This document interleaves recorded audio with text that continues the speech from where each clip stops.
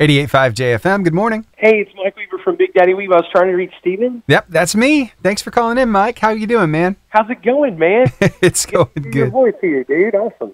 Yeah. Hey, I was doing a little research, and I saw that you used to be a worship leader at a church in the Pensacola area. What church was that? It was actually over in Gulf Breeze. It was kind of the midway point between Gulf Breeze and Navarre at a little Methodist church called St. Paul. Gotcha. Okay. I grew up there pretty much my whole life, man. Really? Okay, cool. So you grew up in that area. I guess then you were well acquainted with what was going on in Brownsville at the revival, right? Yes, I was. Yeah. That whole 95, 96 kind of time. That's right. Yeah. So did that play any big part in your life, kind of guiding you where you are now? You know what? It really did. Because at that time, musically, I was into kind of like this hard rock sort of music. And I never wanted to be the singer, really. I wanted to be the plus-size Christian version of Eddie Van Halen. and dude, so when I went to Revival to visit, man, what was happening musically over there was unlike anything I had been around in church. Yeah. And I would go over there night after night. A friend of mine who was Dutch Reformed, not even remotely charismatic, came with me to one of the services, and man, he had such a dramatic encounter in the Lord, unlike anything I had ever seen. I just started going back over there because I lived there, just all the time, night after night. And I was looking for this dramatic experience that I never found personally, but it dawned on me after about 2 weeks straight of going over there, I'm starting to think differently, Yeah. And it was like I was seeing God do a work in my life just by encountering his presence. And that's what was happening over there. The presence of God was being poured out. Yeah. But man, I'm telling you, what happened in my life was I started carrying those songs back into our church. I stopped really playing electric guitar. I just saw the value of acoustic guitar in leading worship. And that really just it changed the trajectory of my musical life. And it's like, what I wanted out of it was to have a conversation with God, was to have something that was, fostering this intimate relationship with God. And I feel like even though some of our songs are not really traditionally a congregational kind of worship song, that there's the heartbeat of that in our songs. It's after the Lord in that way. Yeah. One thing I think a lot of people do, especially with Christian artists, those people who are out in the spotlight, they think, well, these are exceptional people. They're set at such a higher standard than me, but people don't understand that you are like everybody else. You've got your struggles, and you're dealing with those. This thing that you're singing about, it's real in your life, and that's the reason why you're singing it. Oh yeah, man. I've told people for a long time, because there's a lot of testimonies surrounding our song "Redeemed," and I tell people, praise God for what he's done in your life through that song. I think Jesus gave me that song so that I would have to sing it to remind me, all the time. Because, yeah, man, I'm praying. I pray that is just a work the Lord is going to do in my life, or is doing in my life, is just that, not so many highs and lows, but just walking consistently. If it's a bad day, I'm trusting him. If it's a good day, I'm trusting him. I'm thanking him in both scenarios, And I think this last season has been about a growth in that way. Again, I don't think Jesus targets people and gives them sicknesses. I don't believe that's who he is, at all. Right. But we go through all kinds of junk in this life, and he told us ahead of time, in this life you will have trouble. And we have seen trouble. But he said this. He said, "Don't be afraid, because I've overcome the world." In one of the other translations that I was reading, it says it like this: says, "Take courage." And there's an activeness about that I think it's not only not being afraid, but it was literally choosing to be courageous in the Lord, and to keep putting one foot in front of the other in that way, because he's overcome the world. And then, of course, Scripture says this is the victory that overcomes the world, even our faith. It's our faith in God. It's our belief in God and who he is, and standing on his word. On the days when you see it really readily, and on the days, especially in the days when you don't see it, because faith is being sure of what we hope for. Faith is the evidence of what we don't even see, man. You know, and so it's us learning how to one day at a time put one foot in front of the other. And yes, as Christian artists, dealing with the same stuff that we all deal with. That's our commonality in the struggle of this life, man. But finding victory in believing in God, you know. Yeah. I know you were talking about going through those struggles, and I know that Jay has really gone through a lot of medical problems, and that's been it's taken a toll on you. I know, on him, on the band. Tell me, how has it been coming through that situation?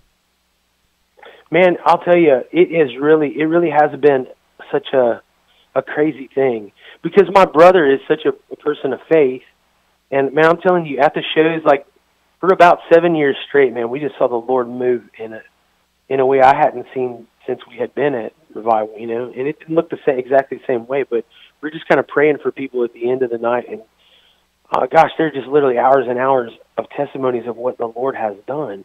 Like, I just couldn't believe it. I mean, it was incredible, except for that we did believe it, and that's really how I think we were seeing it happen. You know, we were just not scared to ask the Lord, you know, and to just stand in a place of just conviction and belief, you know. Yeah. And the Lord we saw just miraculous healings. We saw people drop, you know, baggage of all kind emotionally. You know, the Lord just kind of shine His light and break strongholds of different kinds in the lives of people. And then my brother, who has dealt with some health issues for a long time, he's diabetic, and he was given a type of med that was helping one thing, but we found out later, and there's a lawsuit and all that stuff, that, you know, that it was actually hurting him in another way. It was inhibiting blood flow. And also due to some, like, just genetic things, man, stuff that my granddad had, and like small veins kind of in his extremities and things like that. And man, he just really has struggled, and he lost both of his feet in an effort to save his life. And then, man, this last year he has dealt with needing to be on dialysis. Even when we were on the road some, though, he literally found a mobile way of doing, like, dialysis. He would still come out and play these shows, man. And, man, I'm telling you, it has been hard, but I've been so proud of him. And we've encountered the Lord in a different way, you know, because we've seen the season of victory, and we've seen the miraculous outpouring. But then we also have seen where, I don't know if I can make it one more second without you, Jesus, and Him getting us through those moments, you know. And it's a very costly part of the testimony. And, man, I'm not saying that God does this to people, but I'm telling you, God is helping us through what we've been dealing with, man. And so when people come up to me and they go, hey, man, we've been praying for Jay, man, I always thank them. I'm always so grateful. And the battle continues, man. Yeah. And yeah, but we just take it a moment at a time, you know. You're doing an amazing job. I love hearing your music. I noticed they just released another one for radio. Tell me a little bit about your new single. Man, oh, wow. Man, yeah, bro. The song is called All Things New. It is really, it's a costly song to write. And again, having seen God just do the miraculous, but then walking through a season of difficulty. So we saw the thing happen with my brother, but then my dad struggled with his health, pulmonary fibrosis, just a stiffening of the lungs. It's again, an awful disease, man. But to walk through that and to see him be a man of faith in that, and to be, so I wrote this song with my friend David Leonard. You guys might know him from All Sons and Daughters, and he's written just some tremendous worship anthems, and he's a great friend of ours. And so we write this song where we're crying out for my dad, really. We're asking God to make all things new, seeing him deal with this battle and all of the things that he was dealing with, and just believing in God and knowing that God can do anything. But, man, we didn't see it happen the way that we thought. And so literally the day that my dad went to be with Jesus, man, I got home from traveling and everything else. We got to be with him on Christmas Eve. My whole family was there. I got to hold my dad, man, when he could just barely breathe. My earliest memory of my dad is him holding me when I was little. My last memory of my dad is me holding him, man, as he literally is just breaths away from heaven. And I didn't know that it would be as quick as it was. But my mom woke me on Christmas morning, just hours later, and said, Michael, I think he's gone. And sure enough, when I saw my dad, like I knew he is with Jesus. To be absent from the body is to be present from God. My dad was absent from his body. Yeah. I could tell. I knew he was with Jesus. And it was hard because it's Christmas and my kids are waiting to get up and do the present thing and everything, but we're having to go by ambulance, to the hospital and all this stuff, and they put him on these machines and they make his body breathe. And I'm telling the doctor, I'm like, man, it's not my dad. My dad is gone. My dad is with the Lord now. And he goes, and this would be against his wishes to be on these machines. And so he said, well, man, you guys want to gather around? So my brother and his wife and my mom and I, and my wife was keeping our kids at the house. We gathered around, this place where my dad used to live. His body, he's gone, Yeah. And I didn't know what to do. And I had this work tape of the song that we had written, All Things New. My mom said my dad would listen to it again and again and again. It was the last song that he got to hear that I had written, man. And so I didn't know what to do. I got my phone out of my pocket, and I put that work tape of that song on. And I laid my phone on his chest, man. We just gathered around my dad, his doc, and my brother and his wife, my mom and I. And we just held hands.